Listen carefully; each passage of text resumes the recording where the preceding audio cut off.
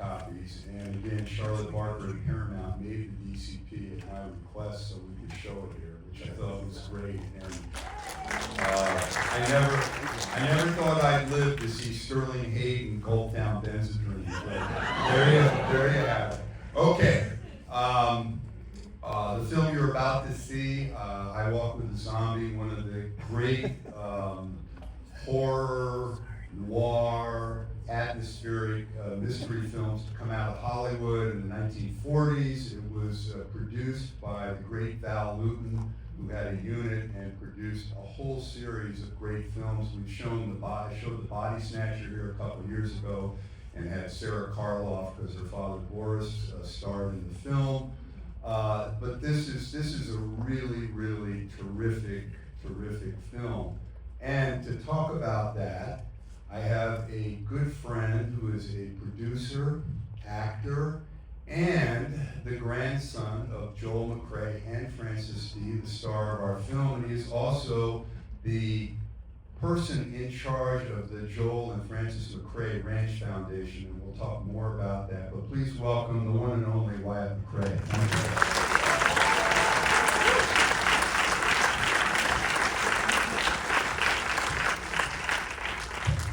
Thank you, Alan. Wyatt, welcome back.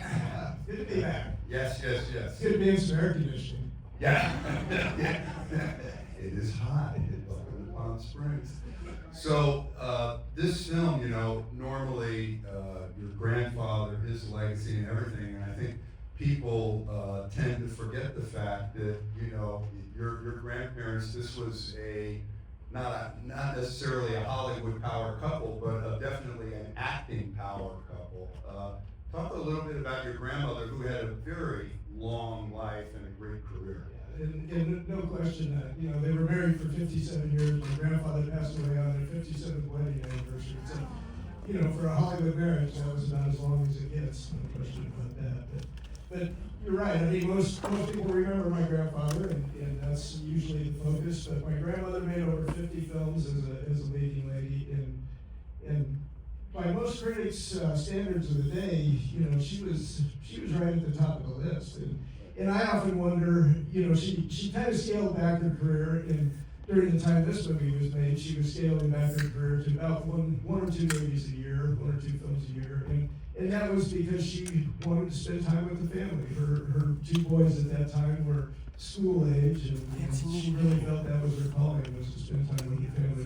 But I often wonder how far she could have gone if she hadn't, if she'd have stuck with it. In her mind, she made the right decision, but I often think she probably wondered how far she could have gone as well.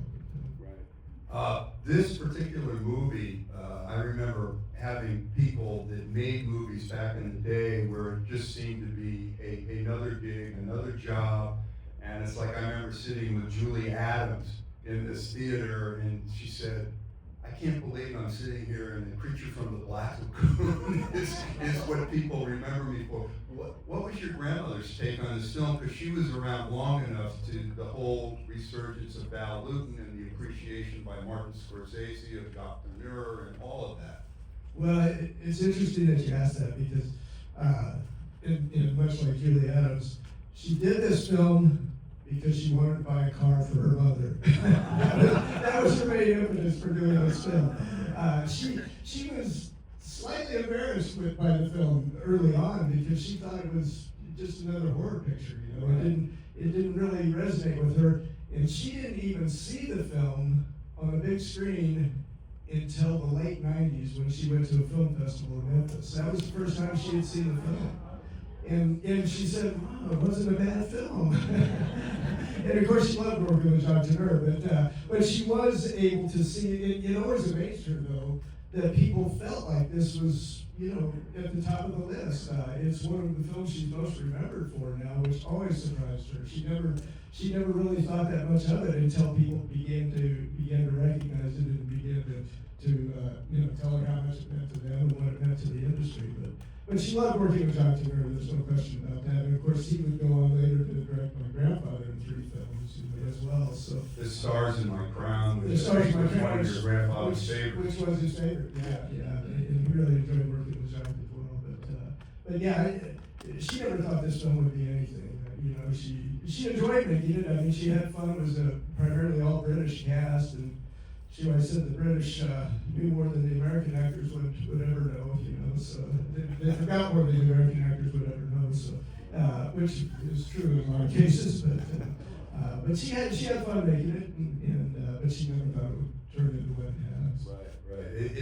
It's really interesting, the whole Val Lewton phenomenon. He started out as he was related. I think his aunt was the famous silent actress Nazimova.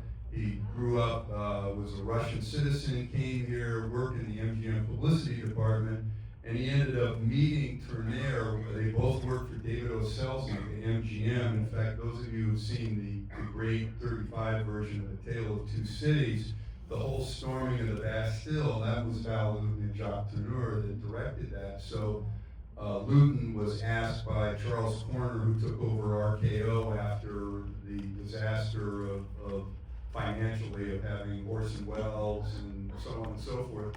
And these films were supposed to be a response to Universal's horror films. And so they gave, I believe they gave Lewton $125,000 a film, and they couldn't run over 75 minutes.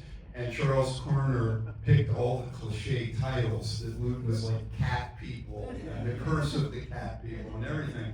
But Lewton was a very, which is one reason he didn't last too long in Hollywood. He was a very literate, sensitive guy, and this is Jane Eyre goes to the Caribbean, is it not? No, it is. And, you know, the great thing about what you were just talking about, I mean, like Cat People, the budget was, I think, around 130,000, but it grossed like $8 million, you know, and in the same with I Walk with the Zombie. Right. The budget was the same, but it was very, very successful. And the difference, I think, between these Val Lewton films and the Universal films, these were actually a little more sophisticated. They were more for adults rather than kids and younger audiences. So I think that's what really set them apart, no question about it.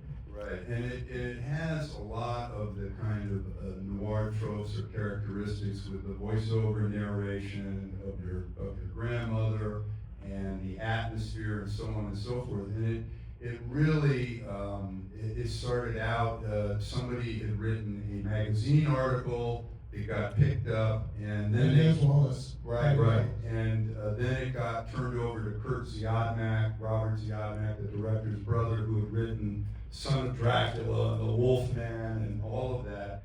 And his script really got rewritten by both Val Lewton and Ardell Ray at that, and turned it into something much, much different than the traditional type of horror film. No, it's a very solid film. There's no question about it. And my grandmother got very close to Darby Jones, the tall. Tell us about Darby Jones. Well, I don't know a lot about him, but she always talked very fondly of him. They had a great time together, and even though she was always scared of him, just by his looks, but which is perfect for the film. His eyes, Well, apparently he was an athlete. Darby Jones, the guy we're talking about, he plays one of the native zombies who's like really tall, kind of cadaverous, and he has these, I don't know whether they gave him some makeup to expand his eyes, very scary looking, but apparently he was an athlete. And then the UAC witch hunters got after him because he was involved with the socialism and the unions and everything, trying for civil rights. And there's another whole dimension to this film on how it treated the whole slave industry that the British especially brought into the Caribbean. And reading the history of this, it got very, very dicey. The government had a thing called the OWI, or Office of War Information. And their attitude was, well, we know there was slavery, we know America has this legacy, but we don't want to talk about that during World War II because it makes America look bad.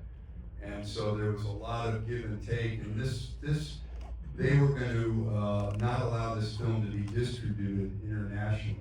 And fortunately, they were able to overcome that. There's even allusion to the fact that the island that they're on in the film is American and not British. So, Yeah, exactly, so exactly. they wanted to keep that distinction.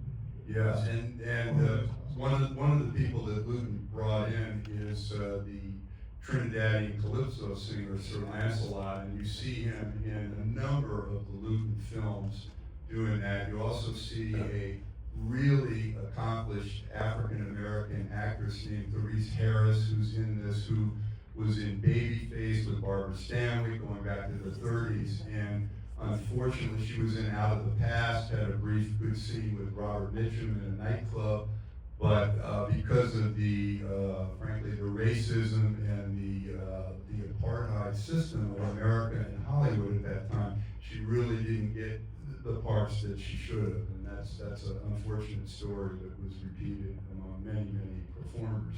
But talk a little bit about your grandparents and the ranch and that whole heritage that you have, because if I may, one of the things that I love when Wyatt had Jim and I out to the ranch, we had a van, and his grandfather and grandmother's house is now really a museum. It's exactly the way it was when it was built. And we're going up this road, and there's an old fence, and on this old fence post, there's a rusted tin can over the fence post. Milk can. Yeah. Milk can, yeah, and it's there. And the story on that was, you tell the story. Well, the story was, my grandfather bought the ranch early in 1933, and he started building the house in the summer, and he got married in the fall. But before he started building the house, before they were married, he took my grandmother up there on a date, and they had a picnic, and they had this milk can, which had milk in it at the time for the picnic. But he professed his love for my grandmother and put that milk can on that post, and it's been there ever since 90-some years. Yeah. Apparently, someone was going to take it down, and she said, "No, that's symbol of when we fell in love. Leave it there. It's still there." It was sacred to her, and believe me, I don't touch it. Nobody touches it. It's about to rust away, but I tell everybody that goes up there, don't touch that. It's not going down on my watch. That's for sure. The whole legacy of the ranch, I found it incredible to go out there. I mean, it's up the freeway 20 minutes from me, and it's like entering a different world. Talk about how your dad got the financing to do this and how the ranch came about. Well, in the ranch, it's a bit of a throwback because not a lot has changed in the last 100 years at the ranch, and we've donated what's left of the property to our local park district, and it's been placed on the National Register of Historic Places, so it has federal protection. But that was one of the reasons we wanted to do that was because it is one of the last standing examples of what the area all used to be like, and most of it's been paved over or bulldozed down for housing tracts. But ours has stayed pretty much the same as it always has been. But it is a different world when you come out there. I mean, it takes you back many years. There's no question about it. And the greatest comment I hear from people is, "I feel so relaxed when I'm here," and that makes me feel good to know that when people come out, they feel a breath of fresh air. Where's the ranch located? The ranch is located in Thousand Oaks, California. So yeah, just outside San Fernando Valley. How many acres was it, and how many acres is it now? Yeah, and back to your question, he originally bought 1,000 acres, and he had found the ranch. He had been looking around. He looked all around LA, and a friend of his, whose dad was a banker, came to him and said, "Hey, my dad just foreclosed on this ranch," and he said, "I think you might be interested in it." And my grandfather went out and looked at it and just fell in love with it. And he didn't have the money, and he was doing a movie with Will Rogers at the time, and Will asked him, "What are you going to do with the money you're making in Hollywood?" And my grandfather said, "Well, I hope you buy a ranch someday." Will said, "Don't wait for someday." He said, "If you do, you'll end up like these other actors. You'll buy a big convertible and cruise up and down Hollywood Boulevard, winking at the girls, and you'll have nothing left in the end." So, and he said, "Well," my grandfather told Will, he said, "I found this place, but I don't have the money." And Will said, he gave him his business card, wrote the name of his banker on the back of it, and said, "Go talk to this guy." And my grandfather had a loan the next day based on Will Rogers' business cards.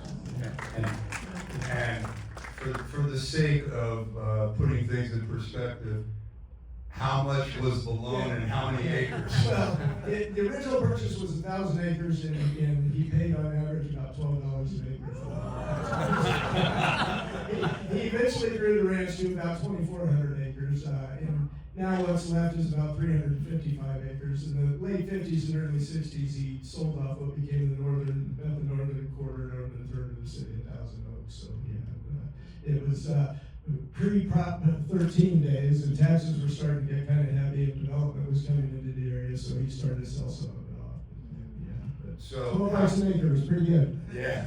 How do you keep everything funded? How does that work? We started the foundation. I started the foundation when we donated the property to Canal Recreation and Park District, and it's called the Joel and Francis McRae Ranch Foundation. And we do events throughout the year.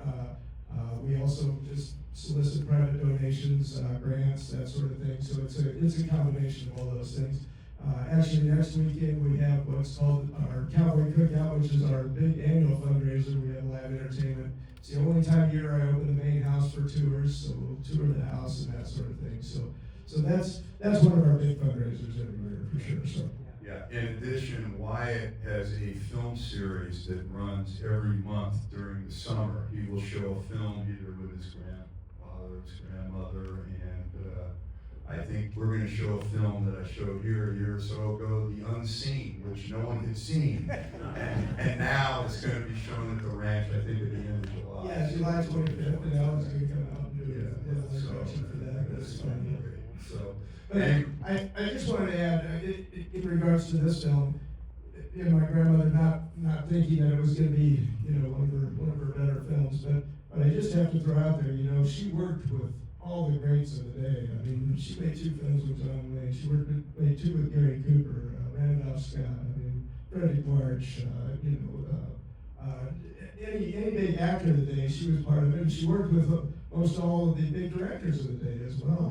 Bob Sternberg had a lot of great things to say about her after they did American Tragedy together. So she did some very A-class films. There was no question about it. And so that's why when she did this, she didn't think it would amount to a whole lot. So But it's the one movie. it's a big movie, but it's one people remember her for. There's no question. But she had a fantastic career, and I will say I went to UCLA, and they have a great film archive at UCLA. But she had done some television stuff, some fireside theater that doesn't get shown anywhere, and they pulled it out for me. I was blown away. I mean, it was some of the best acting I've ever seen in my life. No question about it. Well, we're going to get to see some of that good acting right now. So, Wyatt, I really appreciate you coming out, and let's enjoy our walk. Thank you guys for being here.